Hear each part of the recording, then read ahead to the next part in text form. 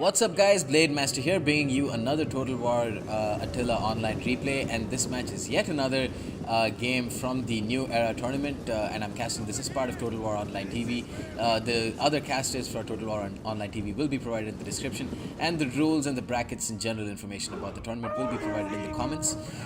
This match is round 2 of the New Era tournament, and this is going to be played between yours truly, Blademaster, versus ChaataiKhan or ChaataiKhan from the or he's not clanned anymore. I don't think he's part of a clan anymore, but a very strong player.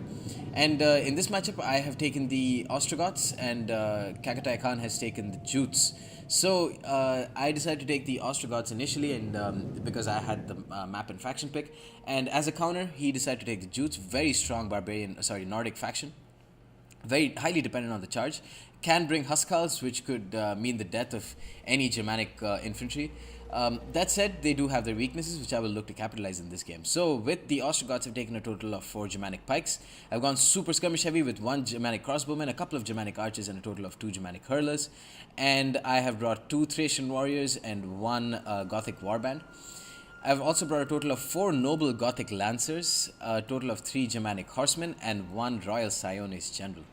With the Jutes, ChaataiKhan has actually brought a very smart army of 3 Germanic pikes or Nordic pikes, a couple of Huskals, just 1 Huskal and 1 Nordic raid leader, a total of 4 herdmen, 1 Nordic bow, and it looks like he's brought a total of 8 cavalry with 6 Nordic horse lords and 2 Viking raider cavalry near his lines. Yeah, and the same thing over here. But, you know, he's given me the biggest gift in the world by bringing the Nordic raid leader. I just don't raid these units at all.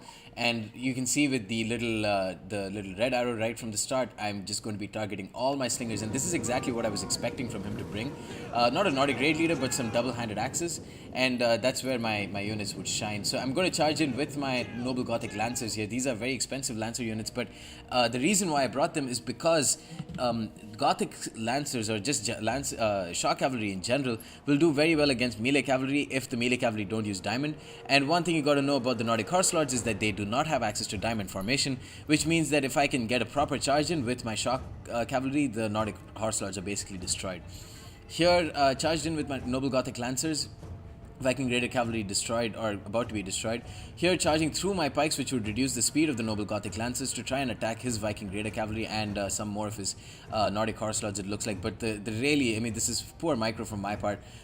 Charging through my pikes meant that fewer units caused impact damage at the start, which means that, you know, the shock aspect of my shock cavalry is not really there.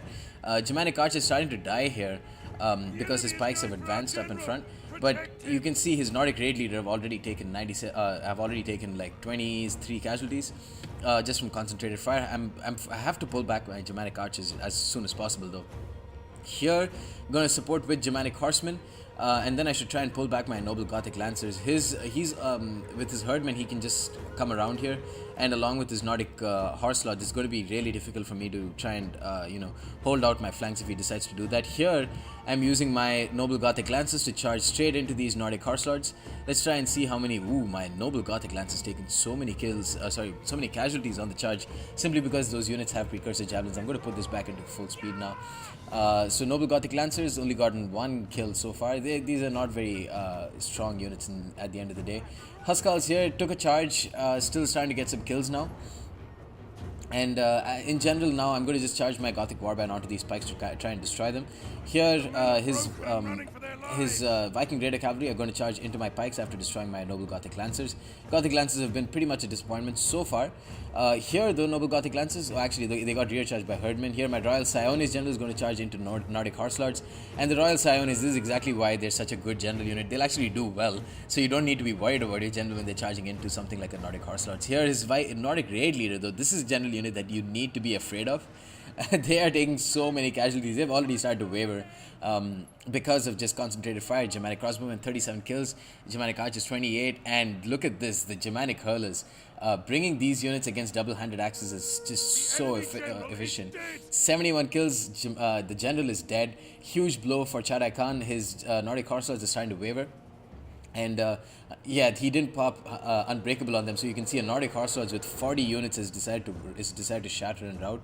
Here, Royal Sionis got ganged up on by his Nordic Horse Lords, but they are just so tanky that they'll actually be able to withstand all this type of damage. And I've also been able to support with Thracian Warriors here, and they're getting 30 kills on cavalry, you guys. That's insane. Here, one of his Nordic Horse Lords are going to charge into my Archer line and my Germanic Crossbow line, which is terrible for me, so that's why I've turned around my Germanic Pikes in case he decides to get cheeky and just charge into the back of my Pikes, which will actually not be the case since they have turned them around. And here I'm pulling out with one of my Noble Gothic Lancers, and this is actually where they will shine against an onrushing herdmen, who themselves are only medium melee infantry. Noble Gothic Lancers will absolutely devastate them. No chance for them at all.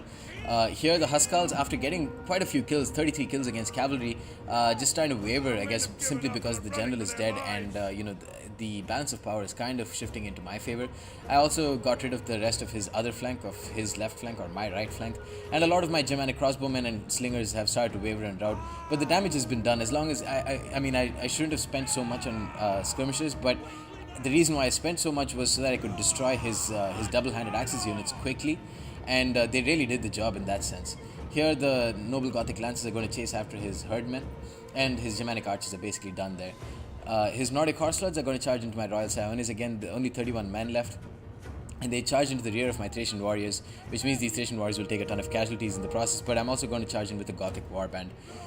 He's got one more full strength Nordic Horse Lords here, but I've got a Germanic Archer that's firing into that blob, and they're trying to waver and rout. All in all, it looks like a victory for me. Yep, there we go, shattered. This wouldn't have. It's a close victory, and it wouldn't have been so decisive if he brought a different general, which is why the Nordic raid leader is one of the worst general choices, I think. Despite the bonus for his infantry, if you have the option of bringing such better units, why bring an unnecessarily risky unit like a Nordic raid leader? So that's really what lost him the game, I think. Otherwise, his strategy was perfect. Like, used the excess units that he had to circle around, and got quite a few kills with his Nordic Horse Lords. And me bringing the Noble Gothic Lances for the most part didn't pay off, although one of them got 211 kills. The Germanic Horsemen in general did so much better. Germanic Hurlers did very well. I think one of them got 73 kills and destroyed the general. The Germanic Archers kind of underwhelming, and the Germanic Crossbowmen were, again, just excess money spent for no real reason. Thracian Warriors did very well, and so did the Gothic Warband, and my Gothic Levy and my Germanic Pikes didn't really do too much. Royal Sionis general played an actually pretty crucial role because he held off one of his other Nordic Horse Lords, which again gave time for my slingers and my skirmish line to inflict the damage on the Nordic raid leader general for him. Anyways, guys, that's the end of this battle. Hope you enjoyed it, and stay tuned for more. Peace.